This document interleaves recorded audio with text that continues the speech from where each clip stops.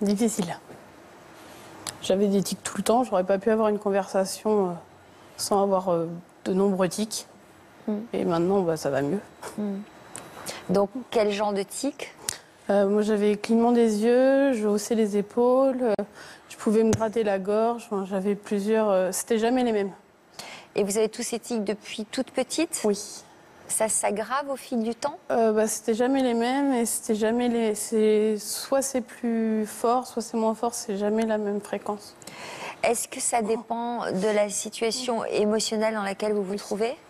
C'est-à-dire que plus vous êtes stressé, plus les tics s'intensifient? Quand je suis fatiguée, énervée, stressée, émue, j'ai plus de tics.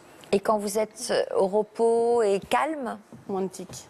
Moins de tics, mais il y en a quand même. Il y en a quelques-uns, mais très rares.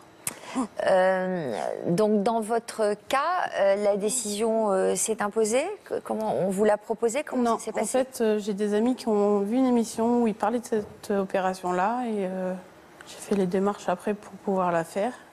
Et ça a mis un an à ce que ça se concrétise. Et après... C'est une opération qui se pratique couramment maintenant? Oui, alors on est encore au début de la technologie. La première implantation, elle date de 1999.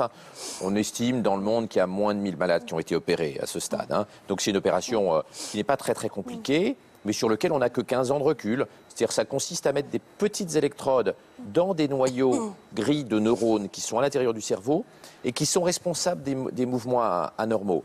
Et ça a un effet qui est assez spectaculaire. Les malades sont très très améliorés, les tics ne disparaissent pas complètement, on peut voir qu'il en reste un petit peu chez cette patiente, mais globalement ça permet d'avoir une vie normale, alors que beaucoup de gens atteints du syndrome de Gilles de la Tourette vivent un enfer. Il faut voir qu'à côté des tics moteurs, il y a aussi des tics verbaux. C'est-à-dire une bonne partie des malades prononcent des phrases indécentes, très souvent à connotation sexuelle, en étant totalement involontaires à longueur de journée.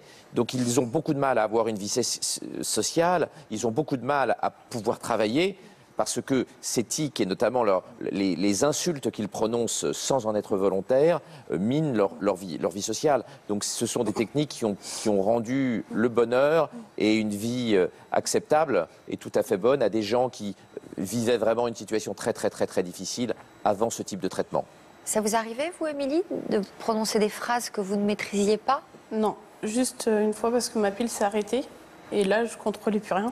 Ouais. Donc je disais des mots que je disais pas habituellement et bon, après j'ai été réopérée mais c'était